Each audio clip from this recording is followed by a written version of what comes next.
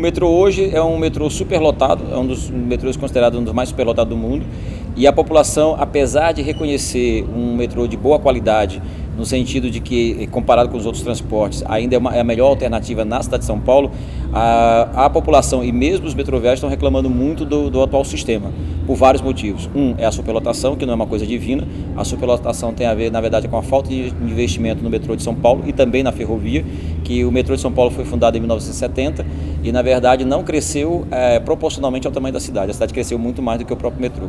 E também o desenho do metrô.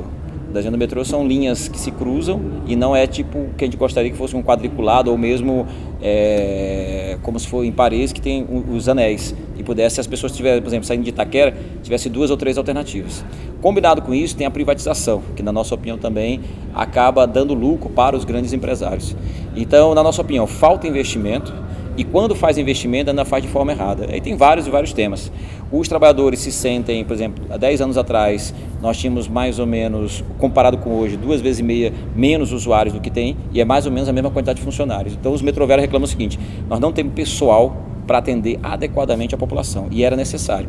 Portanto, o transporte público em São Paulo devia ser prioridade. Infelizmente, para os diversos governos, não é. A greve a gente meio que planejou desde o ano passado, porque é uma campanha salarial, tinha uma importância muito grande devido a diversos temas. A gente sabia que tinha uma importância grande pelo tema da Copa, também tinha uma importância grande porque também tinha uma eleição esse ano. Não é que a gente escolheu a Copa, nem a nossa campanha salarial é fixa em maio. Certo? A Copa é que se encaixou bem na nossa campanha salarial, a gente sabia disso. Então há uma expectativa dos trabalhadores, mas não só dos trabalhadores metroviários, de todos os trabalhadores, particularmente que mexem com o público, atende o público, que se tem dinheiro para a Copa, deveria ter também dinheiro para o transporte e para os trabalhadores. E não é só no Brasil, isso ocorreu na África do Sul, ocorreu em outros países. Nesse sentido, a nossa campanha salarial estava reivindicando coisas que estavam pendentes, desde do primeiro reajuste, o plano de carreira, e que a gente conseguiu parcialmente as coisas. O nosso aumento de 8,7% não é o que a gente queria, a gente chegou a popularizar o tema de 2 dígitos, certo? Não conseguimos, porém, este 8,7% foi o maior aumento, pelo menos desde 2006. Eu não sei antes, porque não está no site do sindicato, então a gente tem que verificar depois os estudos. Mas no mínimo, dos últimos 8 anos foi o maior aumento. Isso se deu porque o governo reconheceu a força da greve, a força da mobilização, e acabou cedendo, mas não cedendo tanto quanto a gente queria. Nós também não queríamos atrapalhar a população, tanto é que nós fizemos a proposta de catraca livre. Para que a catraca livre? O governo diz o seguinte, apareceu na televisão: senhoras, pessoas de idade, criancinhas querendo entrar no sistema, não entrando e pegando ônibus superlotado. Tem 2 problemas aí. Nós fizemos uma alternativa, ao invés da greve a gente trabalharia, só que o metrô liberaria a catraca. Para quê? Teria a pressão em cima da empresa e a população não teria nenhum tipo de problema, de prejuízo. O governo do estado não aceitou. A juíza chegou a falar para mim assim, a imprensa, a mídia toda: vocês não dão nada, vocês só querem do governo. Não, tá bom, a gente também aceita descontar o nosso salário. Aí ficou em calacro, porque também o governo não aceitou. Então, na verdade, mostrou que quem não estava pensando na população era o governo, não a gente. Agora, também fazer o que a juíza tinha dito, que era 100% no horário de pico, 80% no horário de vale, isso é o que o metrô faz normalmente. E mesmo assim não é nem 100%, é o que dá, certo? É 100% daquilo que é possível, porque tem muitos trens que ficam em reforma, que não conseguem entrar no sistema, tem falhas, então não é exatamente 100%. Mas mesmo daquilo que supostamente seria o normal, é o que o metrô faz. Então, pedir para os trabalhadores fazerem o normal durante a greve é pedir para não ter greve. A gente até brincou com a juíza. Ela só está pedindo o quê? Que a gente reze, é a única alternativa que nos resta. Porque se a gente não pode lutar, não pode fazer nada, então o único é apelar para alguma coisa divina. E a nossa opinião era uma coisa mais terrena.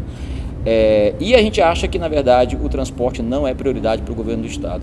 Porque se fosse, ele pensaria no pessoal, ou seja, no ser humano que está por trás do transporte, e também no transporte conjunto. Mais investimento. Por exemplo, ele tem um erro muito grande ao fazer monotrilho ao invés de metrô. Monotrilho de menor capacidade. Faltando metrô na cidade de São Paulo, como está faltando, ele tinha que encher de metrô na cidade de São Paulo, para depois pensar em pequenas locomoções com menor capacidade, que seria o monotrilho. Ele já começa pondo monotrilho aonde precisa de alta capacidade. Na verdade, se tivesse, a gente até brinca, se tivesse um super metrô, que tivesse 2 andares, mais largo, que coubesse mais gente, seria melhor, não menos. Então é um erro estratégico do governo do estado, mas na verdade ele quer aparecer na mídia como fazendo algo inovador.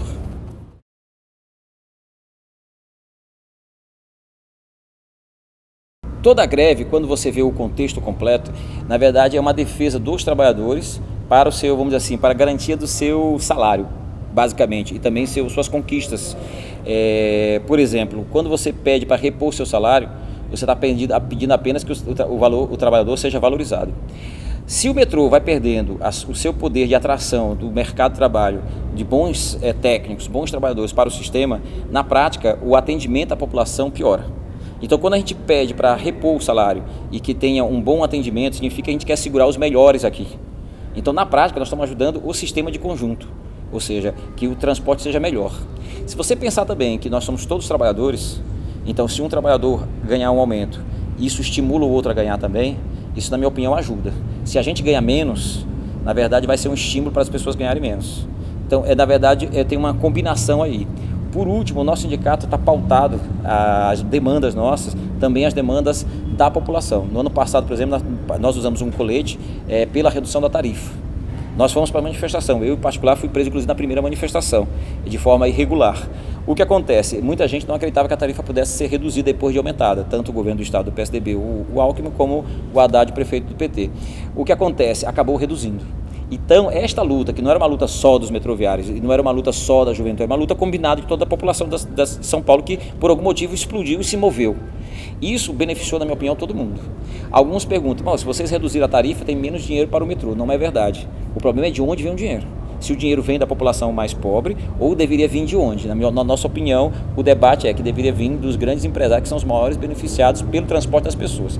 Porque as pessoas, em geral, se transportam para trabalhar para as empresas ou para consumir os produtos destas empresas. Portanto, quem deveria pagar o transporte seriam eles.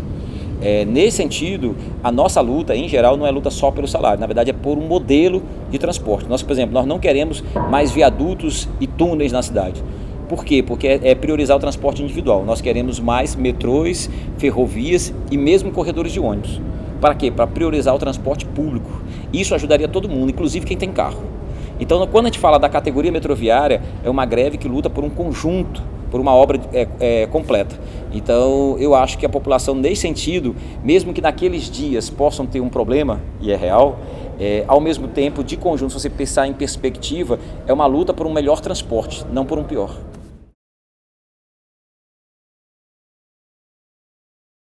Desde o início dessa campanha salarial, nós tentamos negociar diretamente com o governo do estado.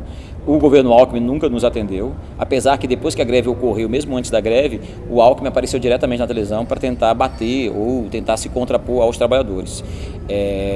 Mas eu acho que a responsabilidade era diretamente do governo, e assim foi que ele encarou mesmo, mas não do ponto de vista de negociação. Se o governo do estado, mesmo nós não concordando com a política dele, com a visão dele, uma visão empresarial financiada pelas grandes empresas de passagem, mais uma vez, inclusive, uma denúncia que apareceu na mídia dizendo que 4 milhões vieram exatamente do mesmo grupo de cartel que financia ele. Independente dos desacordos, como estadista, ele deveria, no mínimo, dizer o seguinte: eu quero resolver esse problema, vamos conversar. Essa greve poderia não ter existido, ou não precisaria ter 5 dias. Se o governo do estado dissesse, eu quero resolver o problema, vamos ver, vocês querem quanto? Vamos tentar ter uma saída. Mas não, a primeira postura do governo foi bater, deixar esgarçar. Chegamos a 5 dias de greve e, sinceramente, não havia necessidade. E a nossa linha não era fazer greve por greve. A nossa linha era greve para poder ter algum tipo de conquista. Então, a negociação, na verdade, foi com o metrô diretamente, porém, inclusive o presidente do metrô, mas quem estava por trás da negociação, de fato, era o secretário de Transporte, Jurandir Fernandes, que inclusive está acusado de corrupção agora, está sendo chamado pela Polícia Federal, e o governador. E o próprio presidente do metrô falava, olha, aqui em última instância não sou eu que decido. E era verdade. Agora, diretamente a negociação, para facilitar a vida, eles não fizeram, porque se fizessem, podia ser que tivesse evitado um transtorno maior. O tribunal fez uma multa de R$900 mil ao sindicato, tem R$900 mil bloqueados do sindicato, inclusive contas de dinheiro que não é nosso. Tem uma parte do dinheiro que são processos trabalhistas, que eu também não entendo porque que esses processos trabalhistas ficam com o sindicato. Na minha opinião, devia ficar com o tribunal e as pessoas iriam atrás do tribunal para pegar o dinheiro, mas por algum motivo, como foi o sindicato que acionou a justiça, fica na conta do sindicato. Muitos desses trabalhadores não vêm pegar porque são anos, infelizmente o tribunal demora às vezes 20, 30 anos para terminar um processo. Essas pessoas às vezes estão aposentadas, morrem, tem que saber quem são os seus. Então, tem uma grana do sindicato que nós não podemos mexer porque não é nosso, são desses trabalhadores ou vivos ou mortos que a gente não consegue achar. Pois bem, foram bloqueados R$900 mil, inclusive boa parte dessas contas são contas de processo trabalhista e também do imposto sindical. Nós somos um daqueles sindicatos que devolvemos o imposto sindical para o trabalhador, porque é uma imposição da lei, que é descontado em março, nós devolvemos para os trabalhadores. Deste ano não tivemos essa possibilidade. Por quê? Porque o dia está bloqueado. Então, nós fizemos um aumento da arrecadação para a categoria de 1,3% para 1,9%, para poder manter os nossos companheiros demitidos, que nós estamos pagando o salário dos companheiros. A mídia sempre tem um peso muito grande, porque fica ao vivo, né, na televisão. Eu me vi várias vezes na televisão tomando café, eu ao vivo lá aparecendo. A grande maioria das vezes tentaram vincular a gente com vandalismo, o que também não era real. O que nós fizemos foi uma greve forte. Mesmo assim, nosso sindicato, a gente tenta trabalhar com a mídia da melhor forma possível. Por exemplo, sempre respeitamos a imprensa, mesmo a imprensa, qualquer uma delas que às vezes se contrapõe a gente. Muitos companheiros aqui, teve uma assembleia que disseram que não queriam aceitar a Globo. Nós falamos, gente, nós vamos aceitar a Globo, a Band, a Record, a SBT, quem quer que seja. São empresas, quem está por trás deles são trabalhadores, que inclusive estavam reivindicando também, era a mesma database da nossa, inclusive nós levantamos as reivindicações dos companheiros. Inclusive eu falava que era o cameraman, na verdade o cara me explicou, não é cameraman, é o repórter cinematográfico. A gente até foi entendendo um pouco mais o mundo dos repórteres, da imprensa. O problema é quem está por trás da imprensa, aí é outro jogo. O que eu estou querendo dizer é o seguinte: nós fazemos um trabalho respeitando os trabalhadores da imprensa, entendendo o jogo, que são muito também financiados pelas grandes empresas, obviamente tem não é uma concessão livre, na verdade é uma concessão privada, mas ao mesmo tempo a gente tenta buscar e entrar, mesmo que seja pouco, aquilo que a gente puder apresentar também a nossa opinião. Por exemplo, quando a gente defendeu a catraca livre, a imprensa também divulgou. E acabou a gente pegando um apoio popular. Teve uma televisão que fez uma enquete onde mostrou que 77% estava a favor da greve e uns 80 e poucos por cento estavam a favor da nossa proposta de catraca livre como alternativa à greve. Então a gente conseguiu furar o cerco. Agora, a mídia de conjunto, se você for olhar globalmente, ela tentou atacar os trabalhadores porque é isso, são empresas privadas que tentam também defender o seu lado. Agora, muitos repórteres diziam, olha, eu não queria que aparecesse isso, infelizmente apareceu. Inclusive, alguns vieram até pedir desculpa. Eu falei, gente, eu entendo, faz parte do jogo. Então, a mídia teve um peso muito grande, tem uma importância muito grande, respeitamos ela, mas entendemos também o jogo que é do mundo privado. Então, são empresas que estão por trás, que financiam, o governo também pressiona muito as empresas. Então, eu não espero que a Globo vai defender os trabalhadores, vai fazer uma grande entrevista comigo e vai dar pouco espaço para o Alckmin. É o inverso, dá grande espaço para o Alckmin. E se o sindicato aparecer, de vez em quando eu ir lá e sempre tentando misturar com bandidagem, criminalização e qualquer coisa. As reportagens também assim. A gente do sindicato tem uma ação de um bandido, aí quem olha rápido parece que é uma coisa só.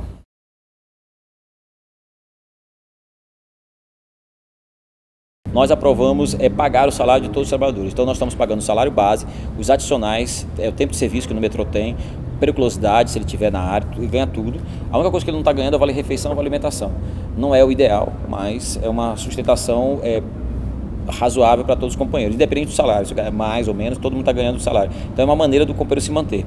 Tem um compromisso também dos trabalhadores, caso eles voltem ao trabalho e ganhem o retroativo da empresa, eles vão devolver para o sindicato aquilo que eles ganharam, para não ganhar duas vezes. Tanto é que esses dois que foram readmitidos, eles ganharam do sindicato, depois ganharam da empresa, eles devolveram a parte para o sindicato. Isso foi muito honesto da parte deles, porque obviamente não tem nenhuma obrigação legal, é uma obrigação mais moral, política e tudo mais. Então foi legal. Essa é a nossa linha. Vamos a cada 6 meses reavaliar, porque a ideia também, supondo que isso se estenda, não é para ficar para o resto da vida, obviamente tem um limite, mas acreditamos que isso possa resolver um pouco mais rápido do que muitos estão imaginando. Os companheiros estão de cabeça firme, porque na verdade eles não foram punidos porque fizeram algo errado, eles foram punidos porque lutaram, e não foram só eles que lutaram. Até eu falei para o metrô, por exemplo, na greve, mais de 5, 6 mil, 7 mil, não sei exatamente quantos trabalhadores fizeram greve. Se é para demitir por causa de greve, deveria demitir todo mundo. Por que não demite todo mundo? Porque não pode. Porque se demitir, fecha o sistema. Então, na verdade, eles demitiram alguns para poder intimidar o resto. Então, esses trabalhadores estão sabendo o seguinte, eles não fizeram nada de errado, lutaram, estão sendo reprimidos, não eles exatamente, a categoria de conjuntos que foram escolhidos alguns, certo? Então, a nossa linha é tentar defender os companheiros até o fim, até onde der. E a nossa opinião, nós estamos muito otimistas que isso possa se resolver. Mas claro que nós também entendemos o jogo. A pressão em cima do tribunal é muito forte. É muito forte. Tanto é que a gente entrou no processo pós a Copa, e mesmo assim 2 semanas após a Copa. Para quê? Para dar uma esfriada. Porque o normal seria o juiz é livre, leve e solto, e ele vai julgar de acordo com as regras e não de acordo com a pressão política. Mas não é assim o mundo real. Esse é o mundo da fantasia. O mundo real é que a pressão é forte. Vale a pena lutar.